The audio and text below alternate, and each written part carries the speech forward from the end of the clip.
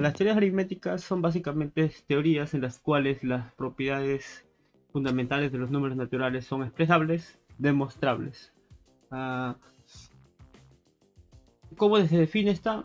O formalmente, ¿cómo se hace para definir una teoría aritmética? Simplemente se indica que eh, si se tiene una teoría, es decir, una lista de axiomas eh, expresadas mediante un lenguaje formal L, en este lenguaje formal L debe existir un designador, que es este cero, es decir, un término sin variables libres, otro término x subprima que se leería como el siguiente de x, que en este caso tiene como única variable libre a la x, otro par de términos, el x más y el x, y, que solo tendrían a las variables libres x, y, estas distintas entre sí, es decir, tanto x como y tienen que ser variables distintas entre sí, y una fórmula NAC de x que se lee natural de x, cuya única variable libre en este caso sería el x.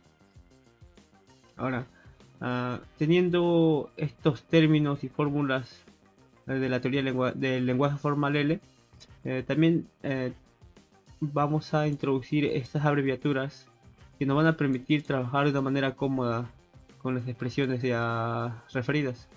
Por ejemplo, en este caso sería el para todo x, natural de x implica alfa, y en el de abajo sería existe un x, natural de x y alfa. En este primer caso, el para todo x, natural de x implica alfa, se abrevia mediante lo que está aquí a la izquierda, la fórmula de la izquierda, y para el segundo caso igual. Lo resaltante aquí es que este símbolo es usado habitualmente por Iborra en sus libros de lógica o teoría de conjuntos para precisar, señalar al para todo o referirse al para todo. De la misma manera, este símbolo es usado para referirse a la existencia. Pero como veamos, estos símbolos no son muy habituales dentro de la práctica matemática. No se les ve muy seguido. Más que todo se encuentran estos símbolos del para todo y este símbolo de la existencia. Por tanto, simplemente lo que he hecho acá es introducir unas pequeñas abreviaturas que nos van a permitir dar esa transición entre el lenguaje de Iburra y lo que tradicionalmente se usa en matemática. Luego tenemos una teoría, o luego bajo este contexto se dice que es una teoría aritmética si se dan las siguientes fórmulas, o si estas fórmulas son teoremas de esta teoría. Básicamente son de la 1 a la n9 y son lo que se conoce como los axiomas de Peano, mm, a partir del cual se demuestran las propiedades fundamentales de los números naturales.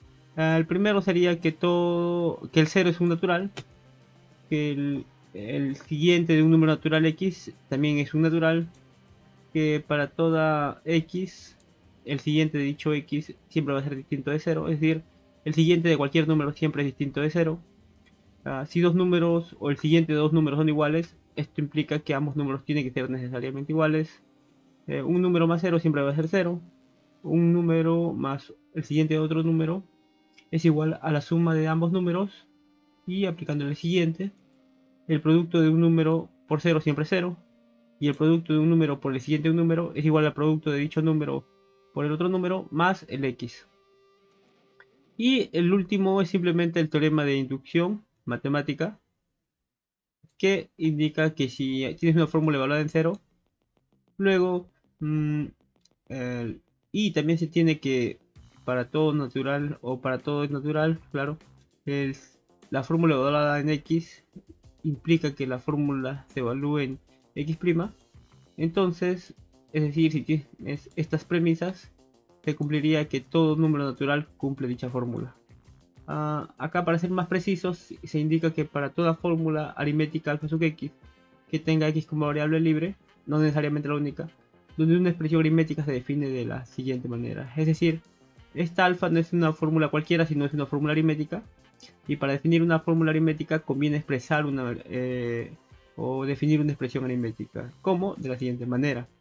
X siempre es un término aritmético, es decir, una variable siempre va a ser un término aritmético. 0 es un término aritmético. El siguiente de un número, la suma y el producto de números son términos aritméticos siempre que t1 y t2 sean términos aritméticos.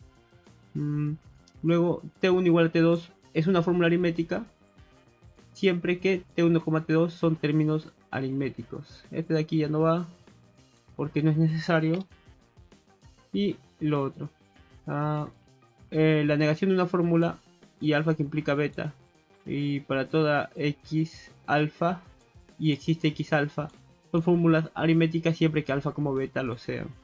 Es decir, se están dando las condiciones para poder establecer cuando una fórmula es aritmética o no, cuando un término es aritmético o no.